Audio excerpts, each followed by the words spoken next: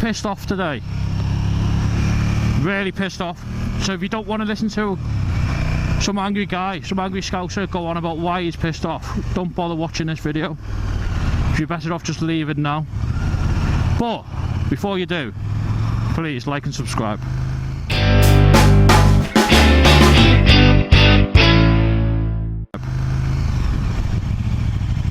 So why I'm pissed off today, well, there's two things really.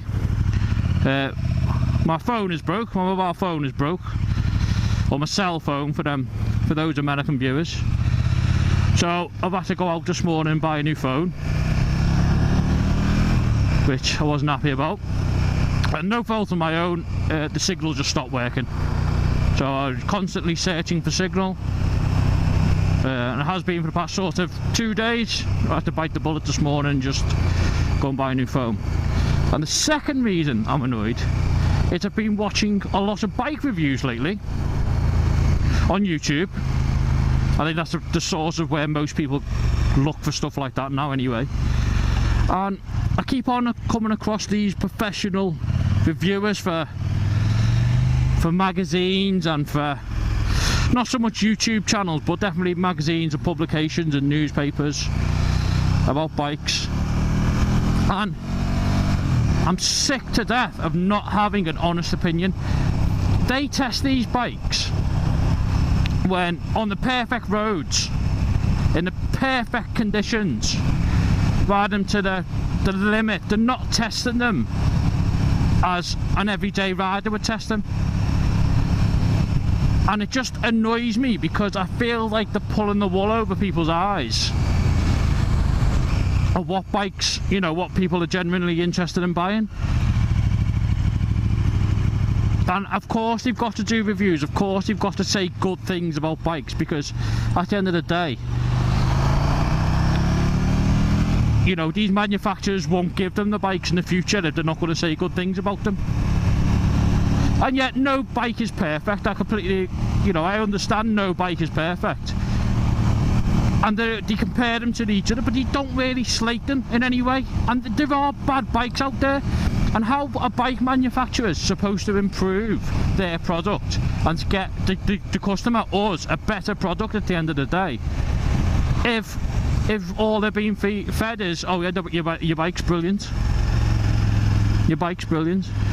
And what annoyed me the most is there's been a recent video. I'll put the link in the description. Oh, there's an ambulance behind me. There's been a recent video that's been out. You know, I'll just stop talking till this ambulance passes me. There's been a recent review out by MCN magazine, a British motorbike magazine, and basically they're testing all the super nakeds. And you know what bike my favourite is, because I've actually gone out and spent money on it. So you've done this review on the super nakeds. They've gone and done reviews on these bikes, and they said basically the Toronto came out on top.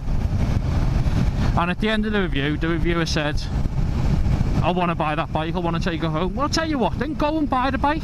Go and put your money where your mouth is, right? And go and buy the bike, right? Not once did you say how hot the frame gets.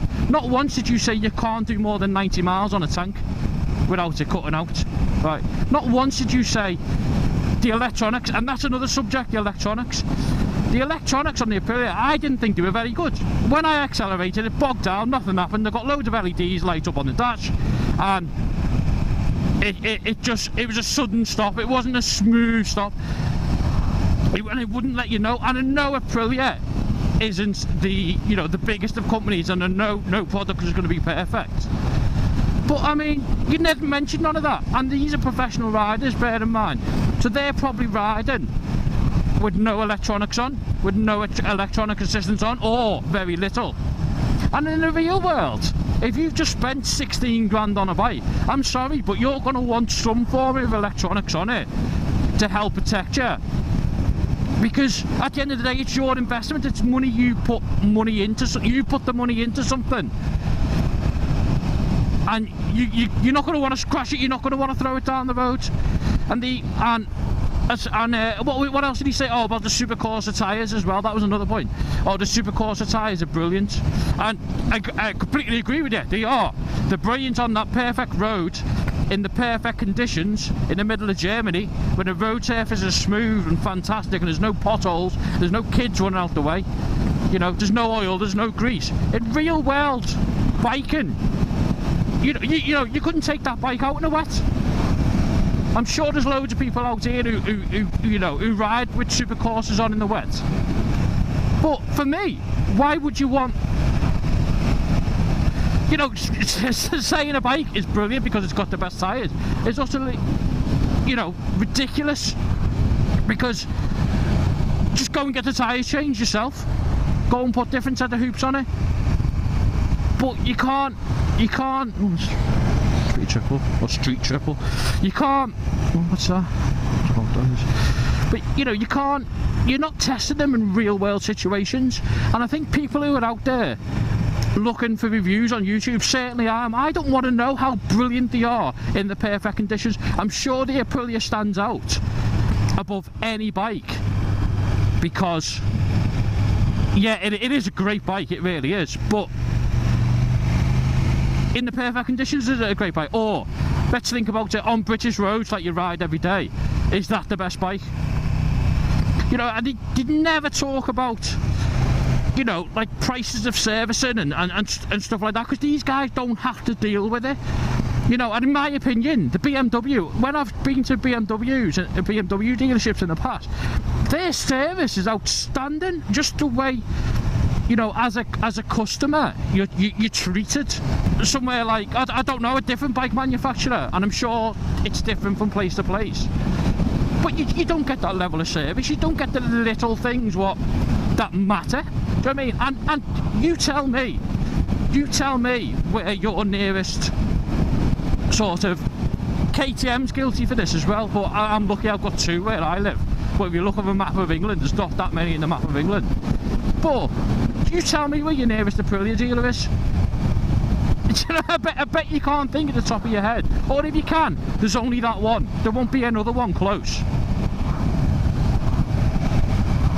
That's a rant over with. I just wish these reviewers would just think about, you know, the people who are ultimately looking at their reviews to buy a bike. You know, you've got to think about real world conditions, not just in the perfect road with the perfect weather. And I'm sure a lot of people only ride when the weather's good, and I'm guilty of that as well. You know, I don't go out if it's raining, and I don't use my bike for commuting. But it's just frustrating. I feel like people who want an honest review, and you know, you don't say that. You just don't help themselves in any way, shape or form. And I just want people to be aware of that. It's frustrating more than anything. And on another note, I need a YouTube name.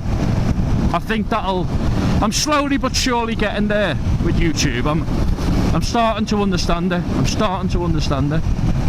And I'm not in this for the money or anything like that. I'm just sick of these big publications just not doing proper reviews. And I tell you what, you've got to look at the guys who have on YouTube who have actually spent money. Look at all the big moto bloggers in England at the minute.